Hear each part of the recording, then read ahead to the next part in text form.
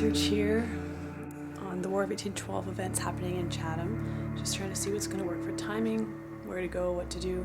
This is big because this is the day of the battle reenactment and the officers' ball at the Chatham Armories. In 2007, I believe, Heritage Days is when I filmed David Morris doing a Tecumseh performance, and that's when I was really inspired by the whole story of the War of 1812 and the heritage of Chatham being such a powerful story to see this great visionary leader come to life. I'm going to leave you with one last thought, and I often give it to people. So ponder it in your heart. Live your life that the fear of death never enters your heart. Prepare a noble death song for the day you cross over the Great Divide. Live your life, love your life, and beautify all things in your life. And always live your life in service of your people. Never trouble anyone about their religion. Respect their beliefs and demand that they also respect yours. Respect all people and grovel to none. And when each day's sun rises, give thanks for the gift of life and the food you shall eat this day and the very breath in your bodies. And my friends, if you find no reason to give thanks, the fault lies only with yourself. And I give you the wisdom to never touch the strong drink. Many times I've seen it turn wise men into fools, and it robs the spirit of its vision. And when your last day comes to walk on this earth, do not be like many people who beg the Creator for a little more time that they may live things over in a different way. But I hope you've lived your life well, so when that day comes, you sing your death song well and die like a warrior going home. He would rise to become one of the greatest Native American leaders of all time, and one of the most gifted, far-sighted, revered, and inspiring, forging from the glowing embers of his younger brother's soaring vision an extraordinary coalition, and orchestrating the most ambitious pan-Indian resistance movement ever mounted on the North American continent.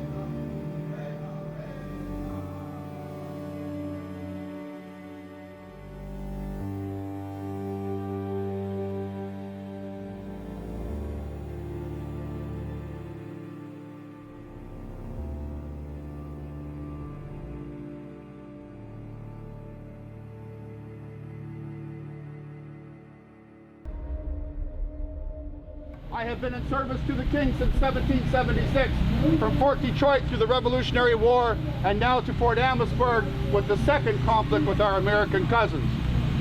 In 1808, it was my pleasure to be introduced by Simon Girty to the Shawnee brothers, Penskatawa, the Shawnee prophet, and his brother, the panther that crosses the sky, who you call Tecumseh, but I call TECUMSEH. It has been my privilege to become his friend and his trusted ally.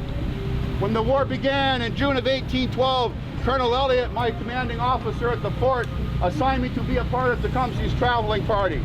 For the last year and a half, it has been my honor to travel with him across the peninsula of Upper Canada, as far as the Gulf of Mexico and back. And we are here today to share the story of my dear friend, the panther that crosses the sky. Heed his word. It will change your life. My friend Tecumseh. Many cycles ago in the land far to the south of this place in the valley of the Ohio, in a dark and moonless night, suddenly a great meteor streaked from the southern sky, lighting it green and disappearing far into the north. As it crossed over this one place in the valley 2 moments before a child had been born, and his family, the Shawendase, called him TECUMSEH, which in their language is a name for such a meteor.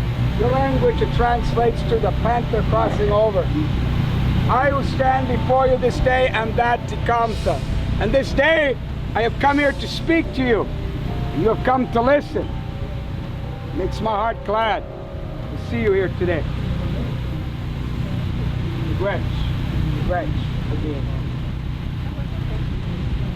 This land you sit on 200 years ago today, not just far from here, was soaked with blood. Many good people died here. Many of my people. We died as allies to the king. I wear his medal.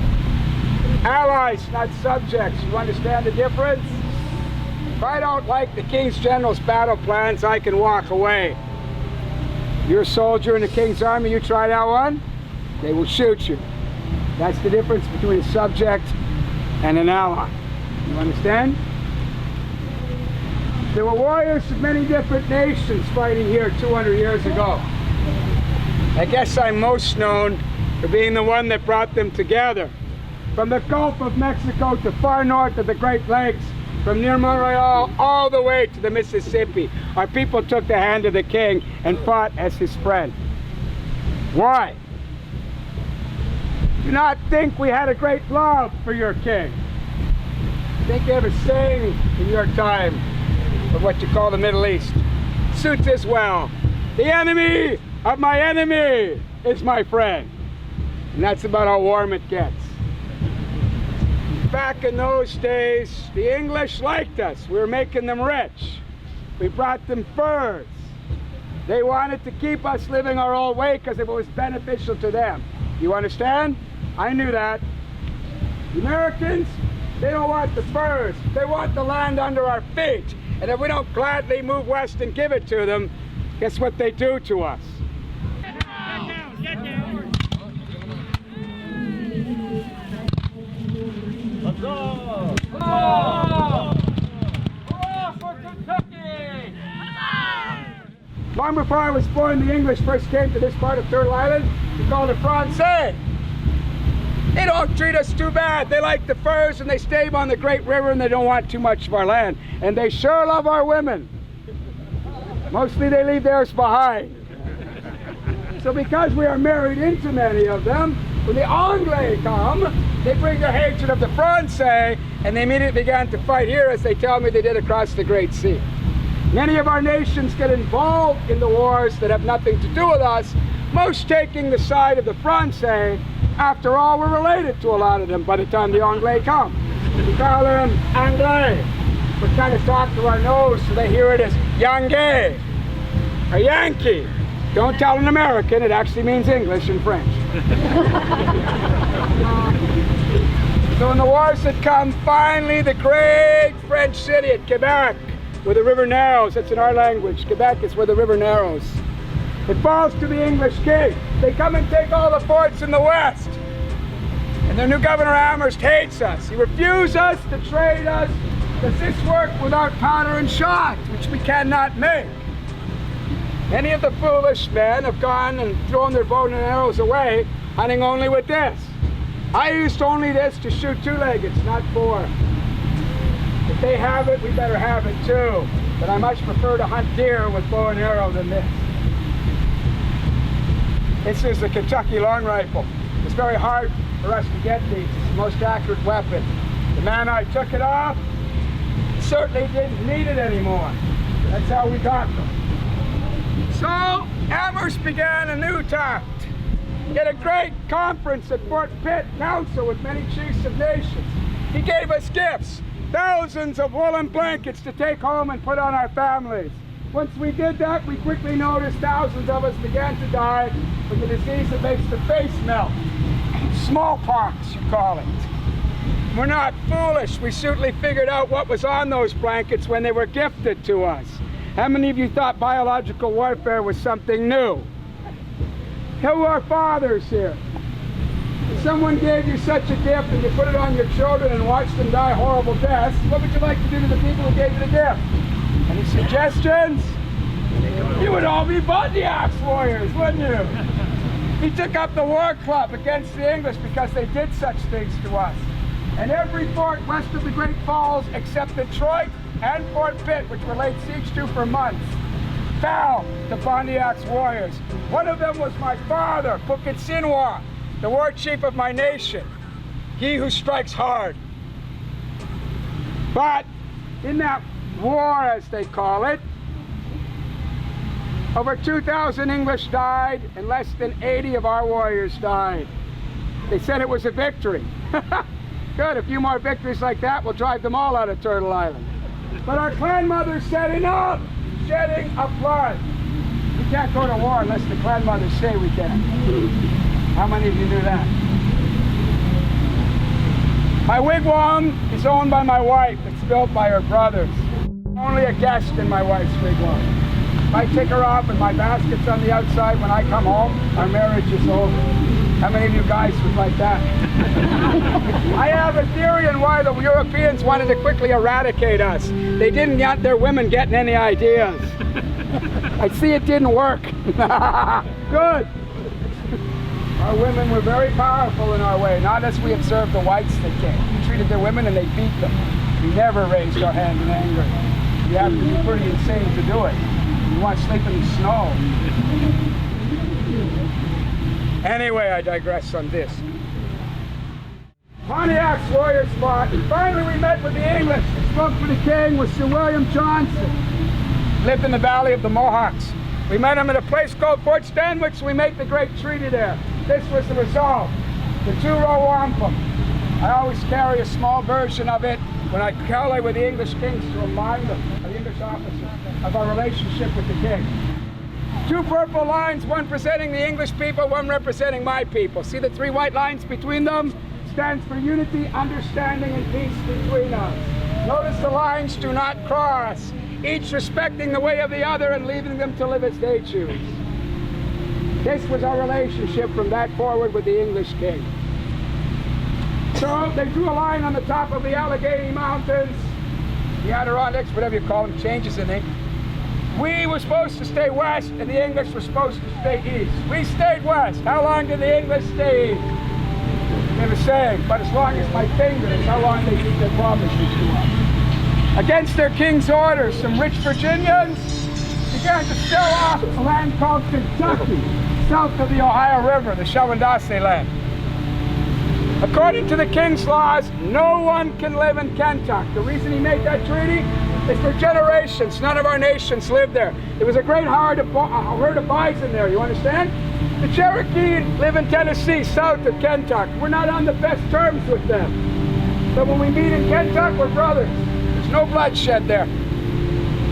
But then the Virginians come and go, oh, look at this Kentucky. A lot of all the buffalo here, no dang savages. Let's live here. There's a reason there's no dang savages.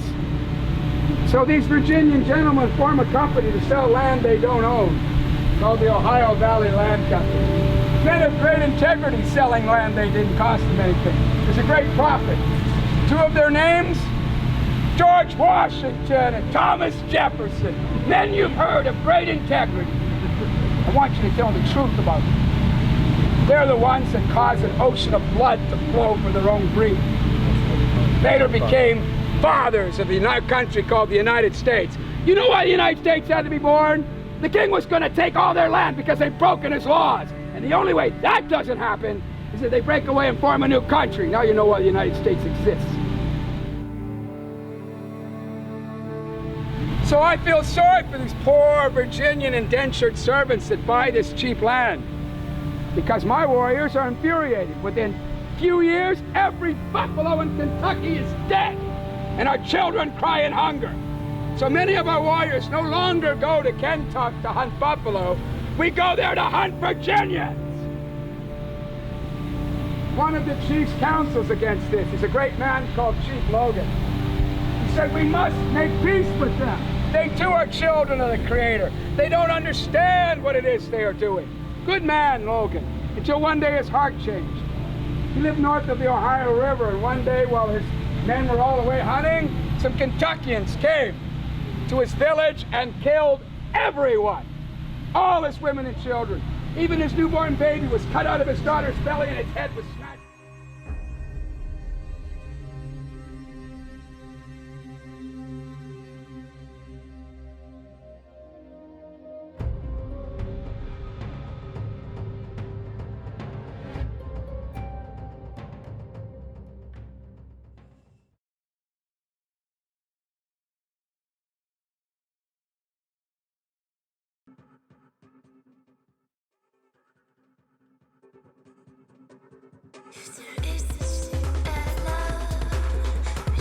We should unite all First Nations should live as one.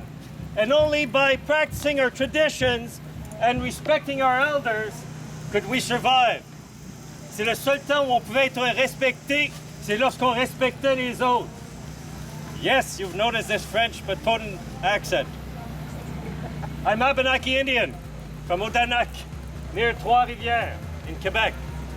Abenaki, part of the Algonquin nation, les Algonquins. Abenaki, that means the people on which the sun rises. Isn't that nice? One of the things that we learn as First Nation people is to respect our elders. Today, people try to do everything they can to stop the aging process. But for us, elders are monuments. When we look at elders, when we see those lines, when we see those knots, we see the roads that they've been on. We see the stories that are in their spirit. We see in their eyes all that they've lived through, all that they've survived, all the times that they've won, and all the times that they've lost. We see them as humans who can teach us. Where I come from, when an elder speaks, you listen. You said something about this is why we dance, for the gifts of the Creator, the water that we drink, the land that we have. That is why they dance.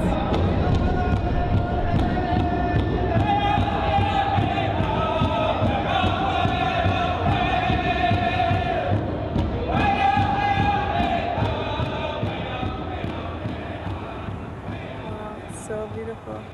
I've been at this reservation before, so they cut my finger off and they gave it back to me as a torture, because they wanted me to convert to their religion. Ah, yes. That's why we're here.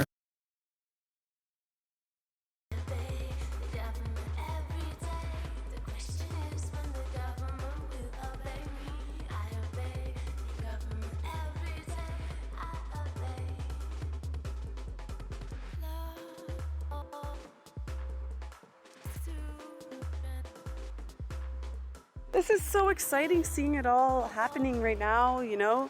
The idea's been here, like the thought, but this is a time to celebrate it because we get to remember that this did happen, you know, 200 years, so it's a good time frame.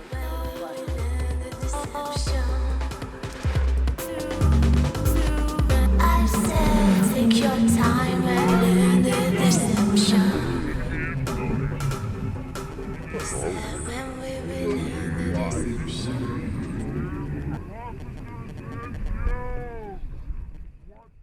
Question is when the government will obey me, I obey. There's definitely a lot more battles of the natives around here and around North America too, as well as around the world. But we'll start here with the First Nations of the Americas, of the up north, of the Great North. War of 1812, Underground Railroad. I said, take your time and learn the is this shit that love. We should all be loving each other. A lot of respect to that clock downtown Chatham for past, present, and future. I'm really excited to see that. I remember seeing that years ago, but you know, now it has so much more meaning and I'm so much more like, wow, we have that? That's awesome. Building on that old heritage, the transition of time with the horse and buggies and then the cars, you know, going to theaters, going to art and music stuff, taking a train, the first train that came through helped establish Chatham as a city. That's actually a major point that brings a lot. Yeah, Tecumseh has a message to say. This town's getting big. This town's getting happening. It is happening, and happy to be a part of it and see it and connect it and bring it all together. And then build on the old Hollywood style vibe that's already there. So we welcome you to Town of Whitefeather, Retro Fest, Fashion Week, Medieval Times Heritage Days. Old heritage in many factors. The old armories, I already mentioned Uncle Tom's Cabin. But then, you know, the battle or the medieval times, there's already been a lot of events here. So just keeping them going and having the whole film music identity events. Students can come out and play, come out and meet each other, bring their ideas, their creativity, anything pretty much that they want to create. or find they discover they're passionate about. You know, you got a message to say, you can say it.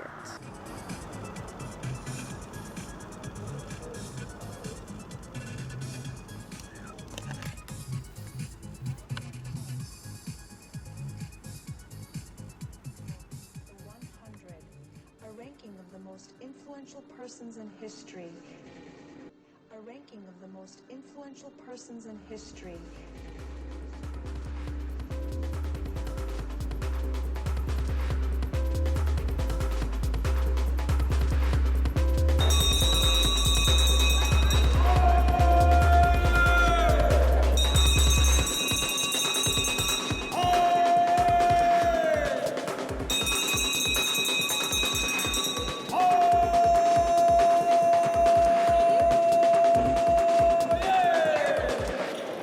Good citizens, pay ye heed to this town crier's welcome, is what I suggest.